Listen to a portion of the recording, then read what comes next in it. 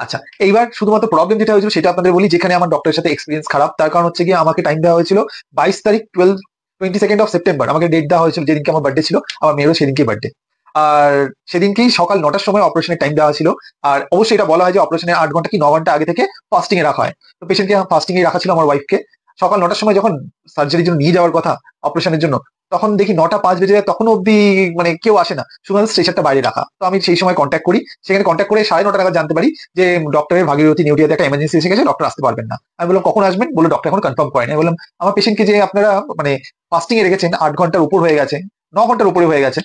এমনি সময় বলা হয় যে যখন প্রেগনেন্সি পিরিয়ড থাকে প্রতি 2 ঘন্টা কি 3 ঘন্টা অন্তর খেতে, মানে স্পেশালি 2 ঘন্টা অন্তর খেতে বলা হয়। এবার যে আপনার 9 ঘন্টা ধরে ওনাকে রেখে দিয়েছেন ফাস্টিং এ, কি গ্যারান্টি আছে যে এটা কোনো ইম্প্যাক্ট করবে না আমার বাচ্চার উপর? তো ওনারা কিছু বলতে পারেন না। তো তারপর আবার ডক্টরকে আমি ফোন করি, ডক্টর আমাকে বলেন যে এখানে এমার্জেন্সি এসছে, আমি বিকেল 5টার আগে ফ্রি হব না। আমি বললাম এমন কি সার্জারি আপনি করবেন যেটা আপনি সকাল 9টা থেকে আপনার বিকেল 5টা বেজে যাবে? তখন বলে দেখুন আমার 9টা থেকে 5টা বাজবে এই কারণেই, কারণ আমি 9টার সময় স্লট বুক করা ছিল, তারপর 1 ঘন্টার জন্য আমার স্লট বুক করা ছিল, তারপর আমি আর চারনক হসপিটালে স্লট পাবো না সার্জারি করা। আমি বললাম ঠিক আছে, আমি তাহলে একবার চারনক হসপিটালের কথা বলি, যদি দেখি এমার্জেন্সিতে ওনারা কিছু করে দিতে পারেন তাহলে আপনি ফ্রি হয়ে আসতে পারবেন। তখন উনি বললেন হ্যাঁ, ওনারা আপনি যদি করে দিতে পারেন অবশ্যই আসতে পারবো। আমি চারনকের কথা বলি। তো চারনকে ওনারা বলেন যে না আমাদের এখানে অ্যাভেলেবেল সবকিছুই রয়েছে, ম্যাম অ্যাভেলেবেল নয়। সেই ক্ষেত্রে আমি আবার ডক্টরকে ফোন করি, ফোন করে বলি এখানে তো বলা হচ্ছে যে অ্যাভেলেবেল রয়েছে, আপনি এলেই হয়ে যাবেন।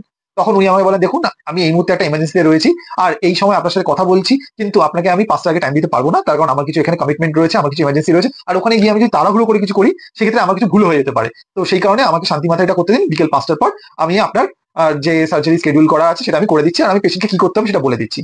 আর আমি অবশ্যই যখনই একটা ডিপেন্ডেন্সি আপনাদের থাকে একজন ডক্টরের উপর, অবশ্যই তার কথা মানতে হবে, অবশ্যই আমি মানলাম, কিন্তু এই এক্সপিরিয়েন্সটা কিন্তু আমার রয়ে গেল ডক্টরের সাথে। তো সেই ক্ষেত্রে আমি সেটা ওনাদের কেস সামারির মধ্যে আমি এটা রেজিস্টার করে রাখতে বলি যে কোনের পর যদি কোনো কিছু প্রবলেম হয় সার্জারির পর, তার জন্য কিন্তু আমি ডক্টরকে রেসপন্সিবল মানবো। আর এরপর যদি কোনো ধরনের কোনো ইস্যু হয় পেশেন্টের, তার জন্য আমি ডক্টরকে রেসপন্সিবল মানবো।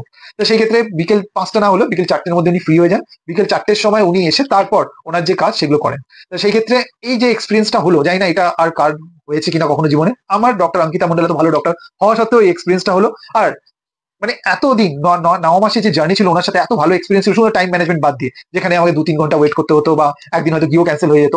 তো ওনার টাইম ম্যানেজমেন্ট ইস্যু যেটা ছিল ক্লিনিকে গিয়ে গিয়ে কনসালটেশনের সময়, আমি দেখতে পেলাম ওটা হলো অপারেশনের সময়। তো সেই ক্ষেত্রে যারা ডক্টর অঙ্কিতা মন্ডলের কনসালটেশনের জন্য যাচ্ছেন বা ভাবছেন রিভিউ দেখে, এইটা কিন্তু অবশ্যই মাথায় রাখবেন, ওনার প্রচন্ড টাইম ক্রাইসিস, কনসালটেশনে কিন্তু আপনাদের ওয়েট করতে হবে, যেটা সার্জারির সময়ও হতে পারে। সে উনি ট্রিটমেন্ট কিন্তু অবশ্যই খুব ভালো করেন, ওনার কনসালটেশন কিন্তু অবশ্যই ভালো। প্রবলেম টাইম ম্যানেজমেন্ট, আপনি কিন্তু ক্রাইসিসের টাইমে পাবেন না, ওনার সাথে কন্ট্যাক্ট করেও পাবেন না, কোনো হেল্পও পাবেন না। হয়তো আপনি যদি কোনো মেসেজ করেন বা কল করেন, কল আপনাকে রেসপন্স করা হবে না। হোয়াটসঅ্যাপে মেসেজ করলে 3-4 ঘন্টা পরে আপনি হয়তো, তাও খুব তাড়াতাড়ি বলে দিলাম, এমন হতে পারে আপনাকে